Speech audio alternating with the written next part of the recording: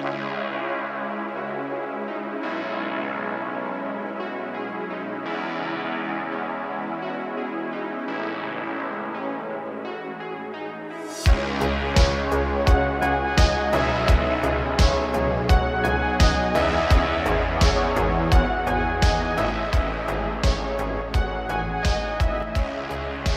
to you from 4,200 feet in the hills of Oregon, it's the voice of Chi-Town, the reddest beard in the high desert, your host of the M.O.A. broadcast, Sam Wilson. And just like that, folks, we are back. We've got another great episode of the Make It Out Alive broadcast lined out for you today. Let's get right into it.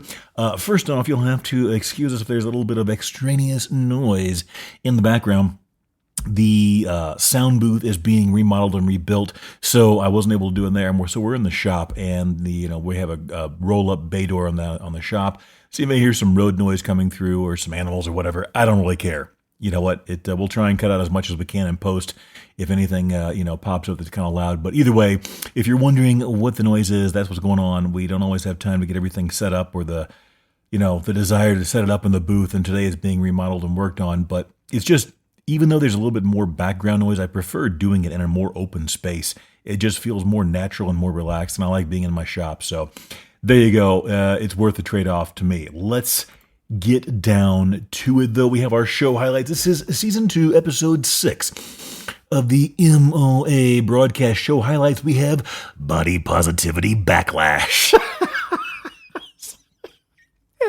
As predicted, some people got triggered by our discussion of that lady that was 400-pound, morbidly obese fat lady from the episode last week. I don't know how you can get upset at calling someone who's 400 pounds at a height of 5 foot fat. But there you go. That's the world we live in today, folks. Canada, if you recall, they were in the news last week as well on the show, or they made the show last week when they tried to prosecute. Remember that poor guy that was defending himself against a crossbow-armed home invader? Well, Canada finally shoots back at home invaders. We'll cover that in today's episode. The Big Arch is a big joke.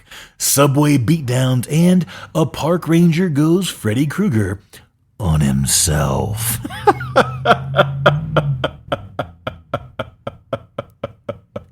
So there you go.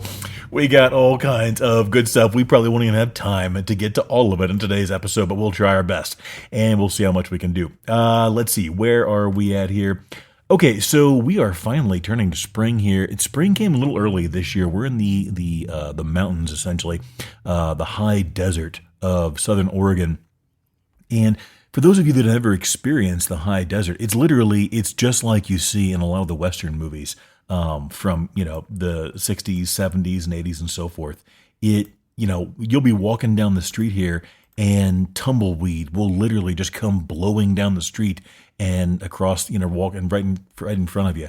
And but the thing is, what you got to be prepared for is there's a big differential in temperature during the daytime and the nighttime. Even in wintertime here, even if we get up to 30, 40, 50 degrees on a rare day in winter, it'll still drop down, super low at night and get very cold.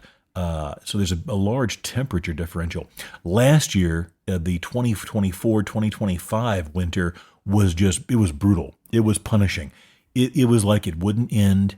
I remember burning wood all the way into I think it was early June, because it would get so cold at night. Even if it was 70, 75 degrees during the day, it would get freezing at night. And so it was a bit of a tough winter. This year we had just the opposite. We had a very, very mild winter.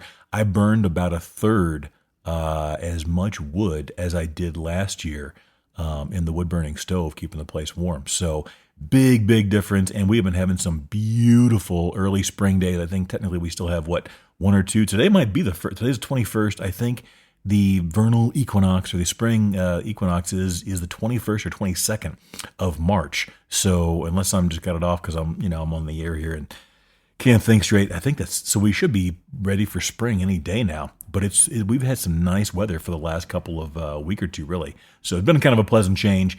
There we go. Let's see in the news. Did you guys see the the McDonald's? If you have social media, I'm sure you've seen this already. But the McDonald's was rolling out this promotional burger. I guess it's kind of like their the burger version of the McRib or the Ribwich, as they called it on The Simpsons, back when The Simpsons was in its prime. But so McDonald's has this seasonal burger called the Big. What is it? I pull it on the thing here. The Big Arch. Okay, so it's kind of like, it looks like it's a Big Mac on steroids, I guess. I don't know. I didn't really do any research. I just saw the videos. They tried to roll it out, and they had a video. It was one of the most awkward, bizarre, weird, cringe-inducing videos I have ever seen in my life, put out by a corporate entity as large and as filthy, stinking rich as McDonald's. They had the CEO, I don't know the guy's name. He was some skinny little white guy. And I'm sure he's worth who knows how many, millions or billions or whatever in the world. But he's sitting here eating this big arch. And you can tell, in my opinion, it looks like he is totally disgusted by this thing. I'll buy that for $1. They have him, they got the camera, nice and tight on him and his face. He's wearing like a little sweater or something, a total, like a Poindexter looking type dude from the 80s, what we would have called him, back then, as like a Poindexter type guy. And he's talking it up. Oh, this thing looks, so good. Oh, this is going to be delicious. Oh, go out and buy the Big Arch. I'll buy that for $1. Give me all of your dollars, peasants of America. So they zoom in nice and tight for the big bite, and he takes like this tiny little bite of just the bun. You can see he is so disgusted by this thing. He probably had to have like a barf bag next to him in between takes when he is taking a bite out of this burger.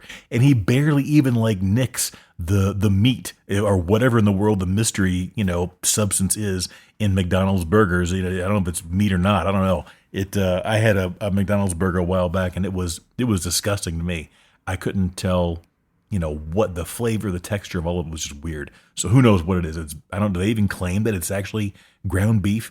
It doesn't have the texture of ground beef. And I'm not picking on McDonald's, but everybody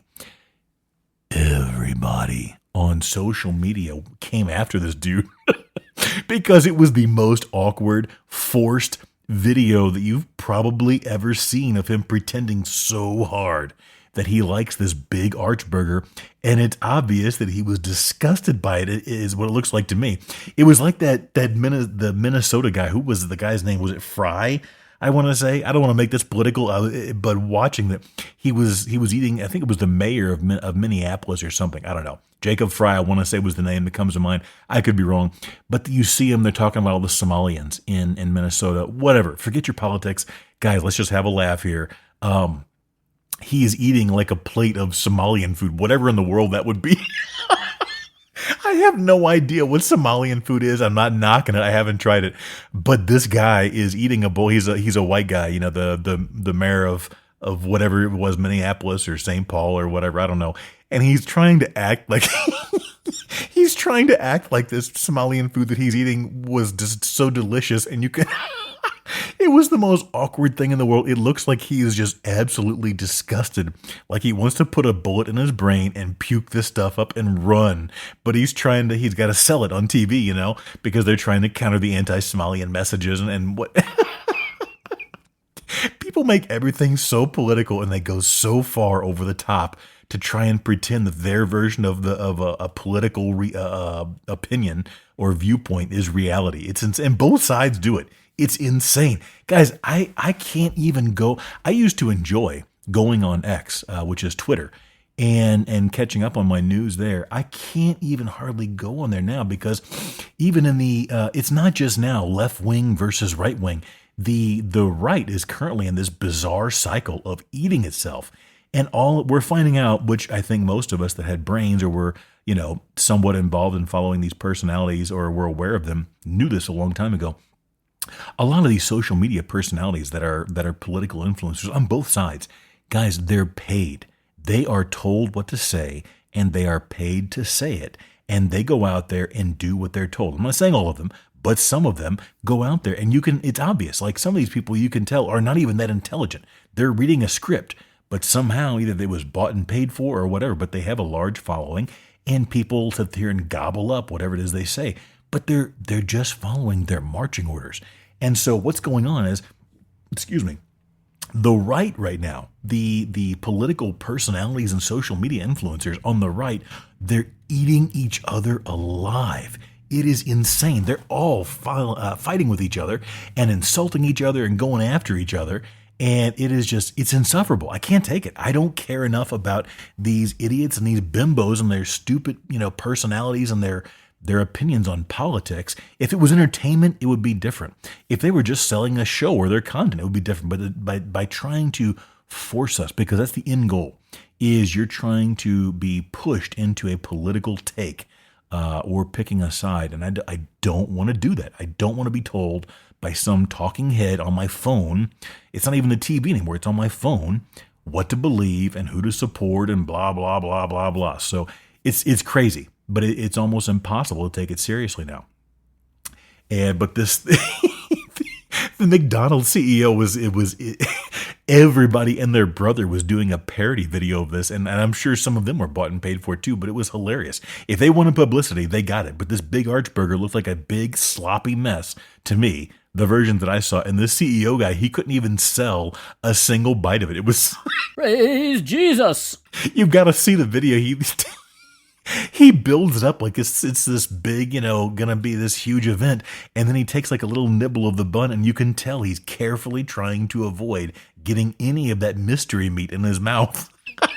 That's what it looks like to me. I don't know. So the McDonald's just got slammed and dragged all over social media. It's a good time. So there you go. Let me get a quick drink here, a sip.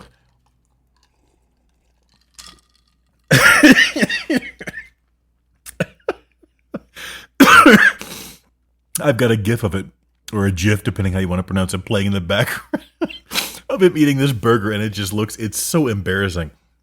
Okay, we got to keep moving, or I'm going to lose my whole show here talking about McDonald's. Let's see, episodes, where we go. Okay, one last thing before we get into the meat of the episode. Don't forget, or you may not know this, we started dropping a few bonus episodes during the week in between the actual episodes of the M.O.A. broadcast. And these are stripped down episodes or little bonus episodes, if you will. They're like 10, 11, 12 minutes. They're really short.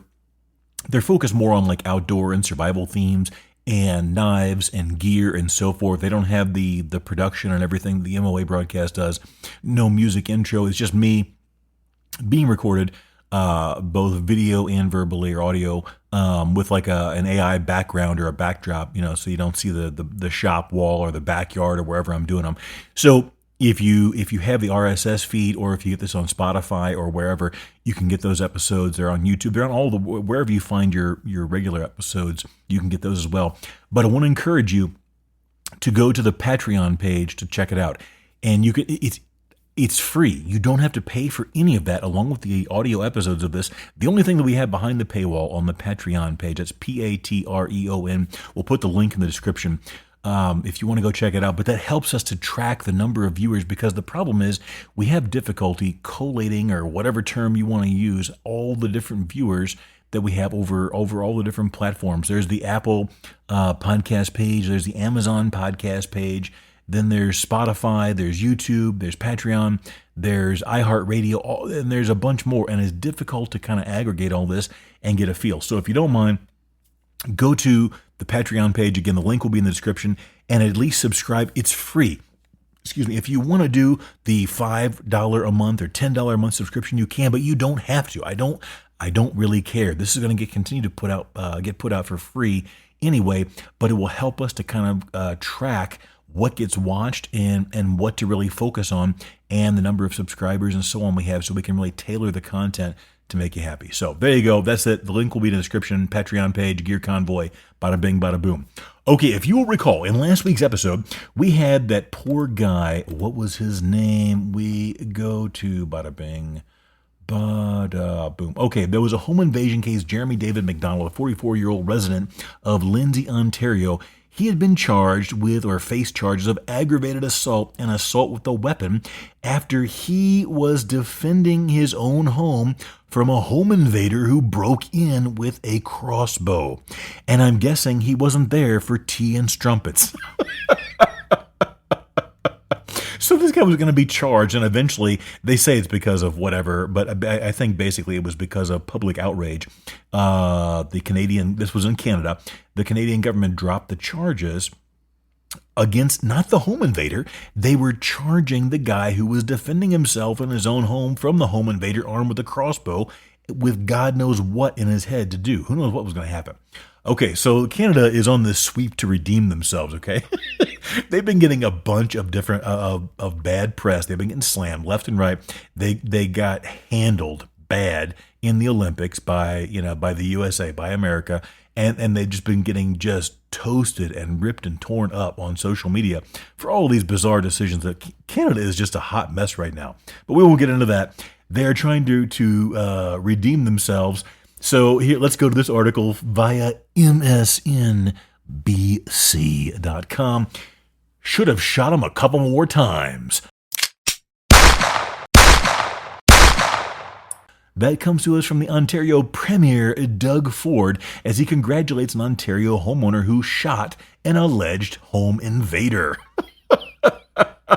Ontario Premier Doug Ford had a word for the homeowner who shot and wounded an alleged home invader in Vaughan, Ontario this week, and that word was congratulations.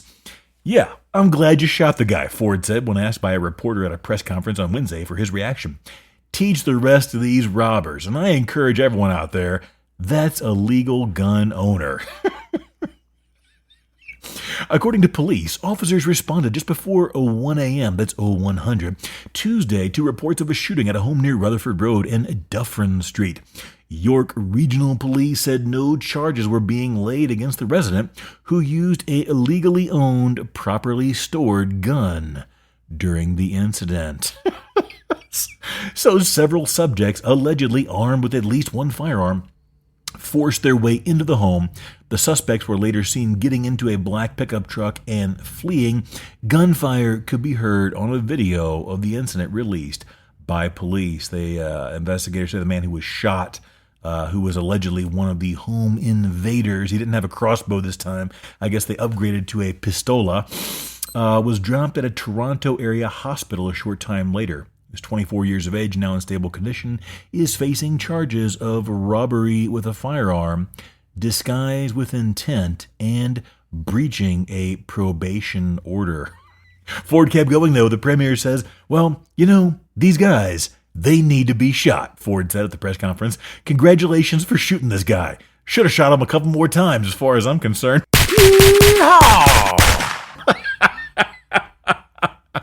He added, by the way, the federal government, they're spending so much time on going after legal, law-abiding gun owners that safely store their guns and safely store their ammunition, their hunters or their sport shooters, I don't know, whatever, rather than wasting hundreds of millions of dollars going after legal gun owners. Why don't you spend that hundreds of millions of dollars going after the bad guys? Hey, boys! Hey, where are the white women at? He says that some of these bad guys are so brazen because we've all have some really weak-kneed judges letting these criminals out on bail. Not once, not twice, 4 or 5 times. So, anyways, he goes on to pump up the audience a bunch more. Guys, we know what this is. I don't even really know what his politics are. I don't care. This isn't a political show. But after all that bad press they got for trying to prosecute this poor dude who was defending himself from a home invader armed with a stinking crossbow, they finally realized this is not a popular message. People don't agree with this. They don't like it, and they don't like you, and you're going to have some problems in the polls, if you will, if you keep doing that nonsense. So they decided to go all in, and Doug's like, what did he say? So anyway, folks, God bless you. We'll always have your backs, and we're going to keep moving forward. And he goes on to, do his political thing and so forth. I would have shot the guy, this and that. Oh, Canada, how far ye have fallen. What a crazy hot mess. Okay. Now, and let's not forget, in just like with last week's show, we talked about the guy that got the home invasion with the crossbow guy. It wasn't a couple of months before that they had these PSA, public service announcements, going out over the TV where they're telling people, listen, guys, law-abiding Canadian folk, if robbers are busting into your house to steal your car, whatever you do, don't resist, don't fight back. In fact, just leave your key fob on the door or on the key hanger by the door so that they can just grab it and take your car and steal it and go.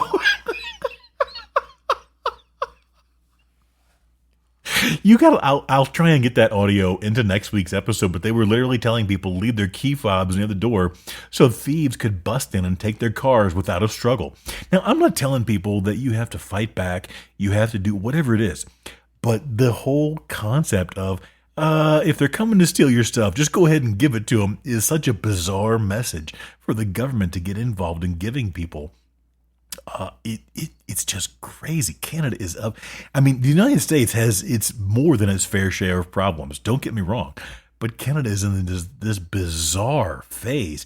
And I know some Canadians. I have Canadian customers and clients that have bought my knives and other gear from me, and we occasionally talk via email. And most of these, granted, are not your what's the latest generation now. It's not even millennials anymore. It's not or Gen Z or whatever in the world. I think we're one or two past that. But these are people that are probably in their 40s and up, and they don't even, what they tell me is they don't even recognize the Canada that they grew up with and lived in for most of their lives. And really, it's a hot mess. So yeah, what an absolute disaster we have going on. Okay, now let's get to this story because I got to keep this brief. We got a whole bunch of more stuff to get to us. But speaking of Doug Ford, he's a bit of a portly fellow, if you will. We had the body positivity backlash from last week's episode. If you'll recall, we had this story. Let's see if I can pull it up. There was this lady in New York. Where'd it go? Bada bing, bada boom. Here we are. She was a former body positivity influencer, and which basically means she was morbidly obese. At one point, she was like 5 foot. Where did I say that? She was 5 foot tall and nearly 400 pounds. Okay. I was only 5 feet tall, and at my heaviest, I was close to 400 pounds. I started to wonder if loving myself at any size had become an excuse to ignore how big I was getting. Guys, if you have a problem with someone talking about, let me put it like this to keep this more linear in form. If you don't see the problem with someone being 5 foot tall, and 400 pounds, male or female, if you don't see that as being a problem, then you have a serious problem on your perspective, in my opinion. That is beyond morbidly obese. You are begging for a large-scale cardiac event or some other problem to be that large. Let's not forget, this was a 5 foot tall female. And I'm picking on this lady. I don't have a problem with her. She was actually, the point of her story was, she was a body positivity influencer or whatever. She promoted this like fat culture stuff. And she started to realize how insane it was getting because she's like, I was wondering if loving myself at any size had become an excuse to ignore how big I was getting. Let's not forget, we talked about Refrigerator Perry, the guy, a male football player from probably the 90s, I guess, 80s, 90s, who was called Refrigerator Perry because he was 6'2" and 325, 350, 375 while he was actually playing. Okay. And he was considered enormous for a male professional football player. This lady was 5 foot tall and 400 pounds and an Instagram model or whatever in the world it is for plus size bullcrap. So the problem she had that she encountered was when she started basically easing up on the body, quote unquote, body positivity message and realizing that, this is getting a little insane. It's a little extreme. And she started to promote getting in shape and so on and so forth. That's how I remember it. I'll have to go back and check the details. But she says the body positivity community became more radical. She was scared to say the wrong thing, so I stayed silent, yada, yada, yada. And basically what happened is the quote-unquote body positivity community came after her because she was starting to promote or to believe that maybe this isn't the way to go and maybe we should be a little bit more healthy than being 400 pounds and 5 feet tall. And they're like, what? You're not going to sit there and say that's healthy anymore? And they came after her. And she felt the wrath of the online community because she wasn't telling people to be enormously overweight and fat anymore, which is it's absolutely insane. I got an email. The people that go along with this message, I'm telling you, there is something wrong with some people's brains, and they buy into this stuff hook, line, and sinker. I'll just read the email. We got to keep moving. I'm going to run out of time. Where are we at on? Let's see. Okay, I got to get moving. Let's do this email. Do the email and we'll go. Here we go. Hey, Wilson. What's your problem with plus-sized people? You fat phobic. I found you on YouTube and you look like a stupid, dumb clown boy who probably for pleasure. Maybe you shouldn't be making fun of people's appearance with those dumb Hawaiian shirts and a up your. Sincerely.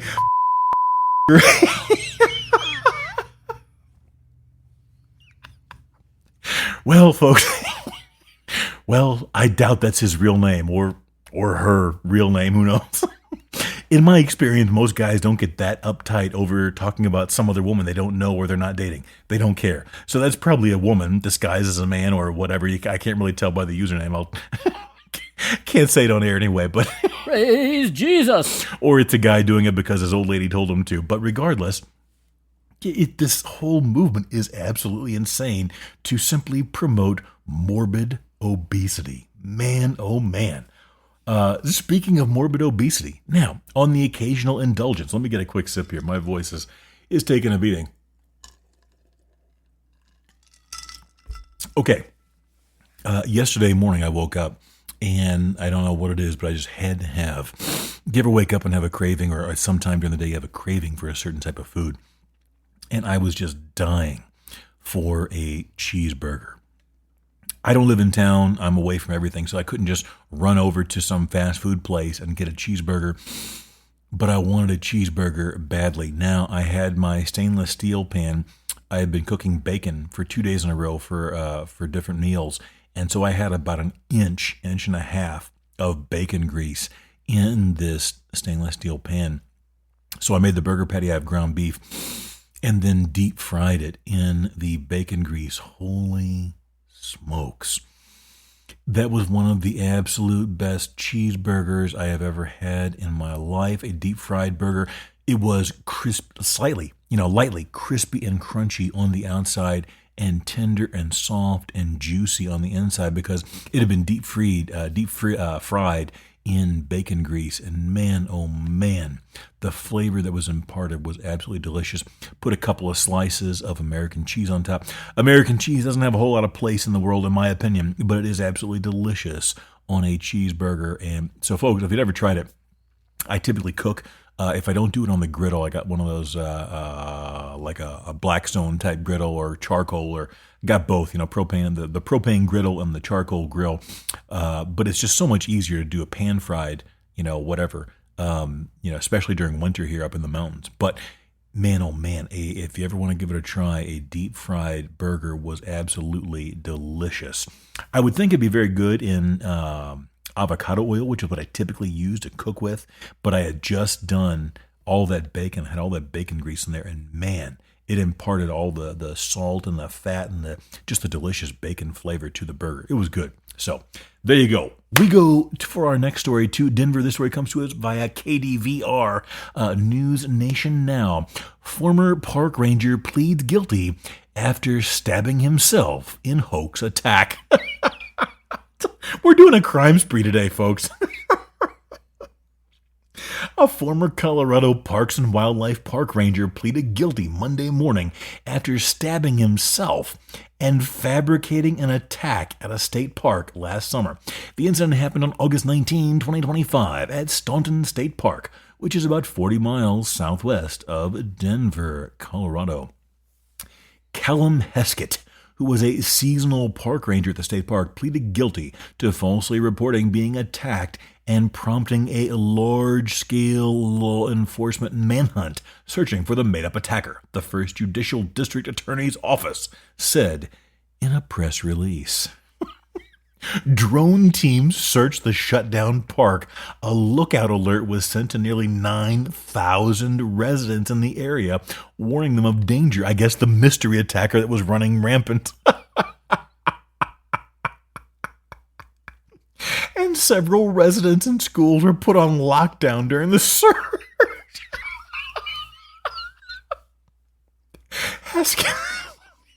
Heskett, and let's remember this guy, he pled guilty to apparently stabbing himself, if I'm reading this right, was airlifted to a hospital, and 2 people were temporarily detained and questioned before being released after they were found to be uninvolved.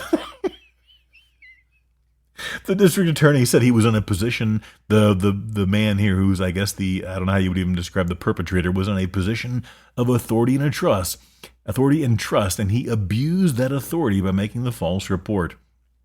Rex also called the conduct utterly incompatible with the responsibility, trust, and duty charged of a law enforcement officer. Heskett specifically pleaded guilty to attempting to influence a public servant and false reporting of an emergency. He was sentenced with 3 years of supervised probation in order to pay at least $16,700 in restitution to cover costs in the response to his false report. Also, for those of you concerned he might later get a career or a job in law enforcement, the prosecutor said the conviction revokes Heskett's POST certification. I guess that's their version of, some type of law enforcement, whatever, and will serve as a bar to any future recertification. His attorney said he has no aspirations to return to law enforcement and is very regretful and willing to pay restitution. Now, they don't get into it. I have no idea what the motivation was for this. They don't tell us, so who knows? I can only imagine. I mean, I don't know if you speculate. Was it over a girl? Like, let's think about how old was this guy? Where's about a park ranger stabbing himself? I thought somewhere that I saw he was in his 20s. I'm pretty sure he was like 25, 26. Putting yourself or myself in the mind of a 25 or a 26-year-old man, as stupid as this was, I can only imagine either he had some type of like hero complex and wanted to like get some positive attention and be somehow getting the pity and the worship and praise that comes from being in a situation like that, or he was trying to get a girl or something. I don't know. I don't know. None of that's in the article. That's just speculation. I have no idea. I'm trying to figure out why he would do such a bizarre, insane thing in the first place. But you got to wonder, why would you do that? And in the process, lose your job. Now he's got to pay back $16,700 in restitution. And that's probably going easy on him, because when you figure all those cops and drones and choppers and medical and everything else involved in all of this, they probably gave him a bit of a break. And who knows?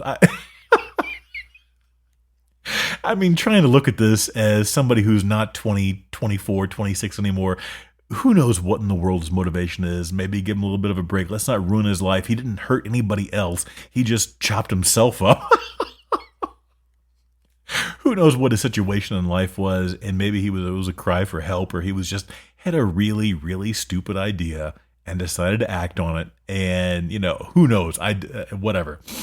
But what an absolute mess. But he's going to be dealing with that. And hopefully, I read 2 or 3 different articles. I don't have it on the one I saved, but it's the charge of making a false report or something to that effect is going to follow him around. And I think the rest of it's going to drop off. So, which I actually don't have a problem with. You don't want to ruin somebody's life and their ability to get a job at 24, 25, 26 years old, if that was his age. I want to say it was that age range. He didn't hurt anybody else. It's not like he went and stabbed somebody else. He clearly had some kind of a dumb plan, probably, and he followed through on it. It clearly did not work out. It was poorly thought out. This was stupid. But, I mean, he didn't go hurt somebody else. He was just trying to, whatever it was he was after. Like I said, he was a girl, a promotion. He had a hero complex. He wanted to get some praise from locals, get some free beers at the bar. It's like these guys claiming to be Navy SEALs, right? That were never in the Navy or never Navy SEAls, whatever. But he's gonna make good on it. He's got the almost $17,000 bill and the probation and all that. So you hope he turns it around. I mean, I think of some of the things that I did when I was in my 20s, and I mean, it's never anything that extreme. Certainly not a multi-state manhunt and law enforcement agency, action to try with helicopters and drones and first aid and medical and everything. But what an absolute mess. Hope it goes well for the guy, honestly. That I'll bet there's a good story behind why he did it. Hopefully. If not, then I guess maybe it wasn't worth it after all. Okay, iced coffee. Wanted to put a note on this. I did one of the bonus episodes on this was the iced coffee thing. I have always been a hot coffee, and we're not selling a product here, but I've always been a hot coffee person. I like my coffee smoking hot. Coming out 190, 195 degrees, almost 200 degrees. I like it smoking hot. Now, what happens is every couple of years, I will go through like a little phase where I need a break from the hot coffee. It's just wake up and get that hot acid coffee dumped down my throat, and my palate just wants a little bit of a change. So usually I'll try adding like a little bit of heavy cream or some raw sugar for a couple of weeks, and then it satisfies the craving or the change or whatever that needed to happen, and then I go back. This time I decided to try iced coffees. Prior to this, I'd had probably about maybe two iced coffees in my whole life that I can recall. It didn't really do anything for me at the time, but I wanted something other than just the hot coffee, going down the old gullet. So I tried the iced coffee, and man, it was delicious. I may do a video on this. I don't know how you guys make iced coffees at home. Whenever I see them do it at the store or like the coffee shop or whatever, they got all this equipment, and it's not easy. But I've got an espresso machine, I think it's Nestle or whatever. It's their product. The machine itself is made by DeLonghi, I believe, if I'm saying that correctly. But the Nespresso machine makes it much easier. If I get any emails or feedback on that, we'll do like a little mini video on how I make them. But it is absolutely delicious. A little bit of iced coffee and a little bit of sugar and cream and so forth goes a long way, and really refreshing. And the thing is the iced coffee, because you slam it so fast, you drink it so quickly, at least I do, it feels like you're getting a big boost, a big jolt of caffeine. I don't really drink coffee for the caffeine itself. That is a little bit of a part of it in the morning, but I do it because I like the flavor and the taste. But whenever I have an iced coffee, it goes down so easily and so smoothly. It feels like you're getting all of that caffeine delivered at once, because instead of spacing it out because of the hot coffee, the temperature, you're sucking it all up in a straw or in a cup or whatever else. So anyway, that's that. If you haven't tried iced coffee, give it a shot. I want to try the cold press, or the cold brewed coffee, but I just don't know that I'm interested in putting that kind of time into it. So the cold brewed coffee or cold press, I got to do a little more research, and I talked about this again in that bonus episode. I think it's up on the RSS feed or whatever on Spotify and whatnot, but and the Patreon page. But I think you can do it by just putting in the cold water in the grounds and letting it steep like overnight in the refrigerator. And I haven't tried it, but I need to. I don't really plan ahead that far with the coffee. The Nespresso machine makes coffee in like a minute and a half. The Bun machine that I use makes a whole pot of coffee in like 5 minutes. I kind of like speed. Excuse me. It's one of the reasons I don't use the French press more. I love the French press and I love cowboy coffee, but both of those methods take time. You got to let it sit there and do its thing and steep and so forth. So, but I'll try the cold brew thing or the cold press because apparently it lowers the acidity level by letting it steep so long, and it comes out very, very smooth, which I like. I'm a big fan of dark roast and very dark roast, so I may give that a shot, especially if it's going to be very, very smooth. Somehow it lowers the acidity level of the coffee. I'll have to check that out and see and do more research. So anyway, there you go on that. Let me get a final sip here, a quick sip, and we go on. Where are we at on time, folks? We are... Okay, let's go to our final story. We will save the New York City hellscape beatdown story on the subway for next week.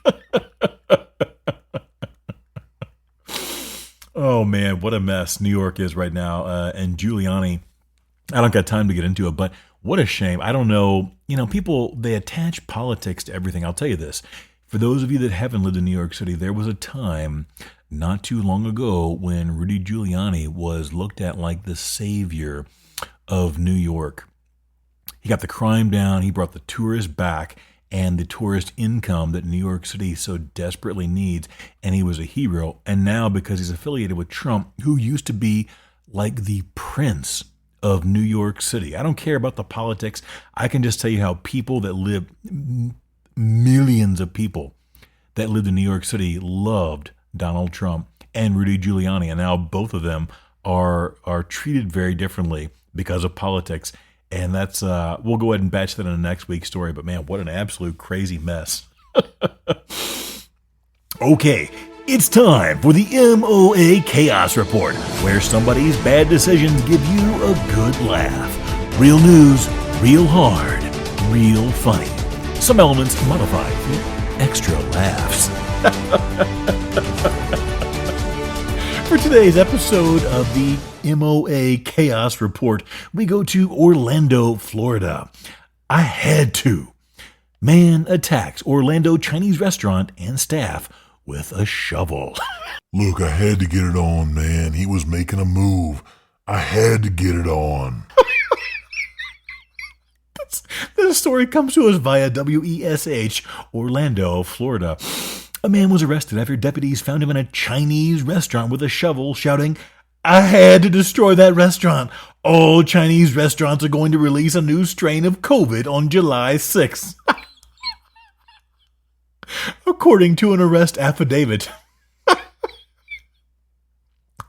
Deputies from the Orange County Sheriff's Office arrested 43-year-old Richard Jarvis on Monday after receiving a 911 call related to an aggravated battery.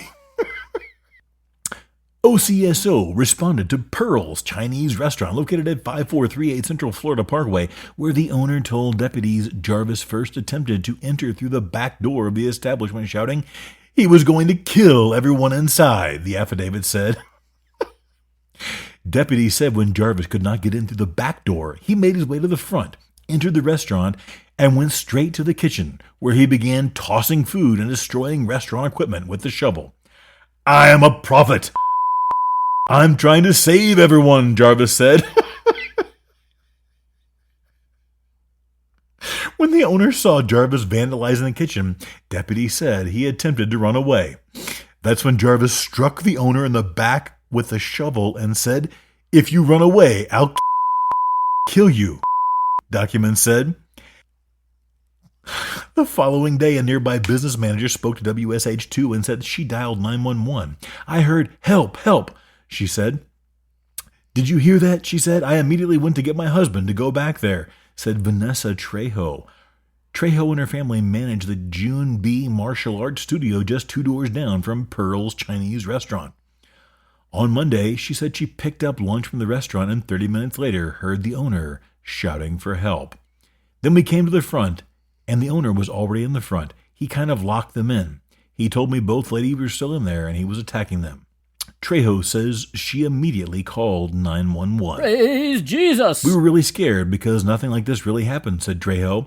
OCSO detained Jarvis, and he is charged with aggravated battery, criminal mischief, and burglary of a structure with a weapon. All right, folks, that's going to do it for today's episode. Remember, don't wait until you have an emergency to prepare. If you wait, it may be too late. If you don't make it out alive, you don't make it out at all. Stay safe out there, folks.